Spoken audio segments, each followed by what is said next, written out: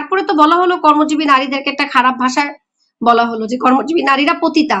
এই শব্দটা নিয়েও তেমন কোনো উচ্চবাচ্য কাউকে দেখিনি, অথচ আমরা বাংলাদেশের নারীরা 51%, এই 51% ত্রয়োদশ নির্বাচনে কিন্তু প্রমাণ করেছে যে আসলে যেইভাবে আমাদেরকে গ্র্যাব করতে চাচ্ছে এই সোসাইটি, আমরা আসলে সেই সোসাইটিতে এই গ্র্যাবের মধ্যে মানে আসবো না। আমি গতকাল সামাজিক মাধ্যমে লিখেছি যে মুরগির খোয়ারে ঢুকানোর জন্য আমাদের নিয়ে অনেক ষড়যন্ত্র চলছে, যে কারণে 5 ঘন্টা কর্মঘন্টা করতে চাচ্ছে নারীদের, নানা ধরনের চিন্তা ভাবনা ছিল।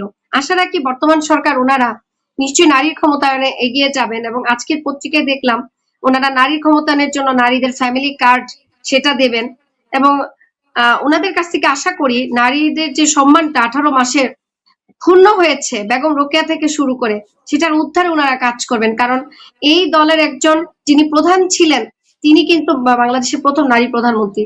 সুতরাং সেই দলের সকল সদস্য নারীর প্রতি সম্মান রেখে যারা যারা এই নারীদেরকে অসম্মান করেছে তাদেরকে শাস্তির আওতায় আনবেন।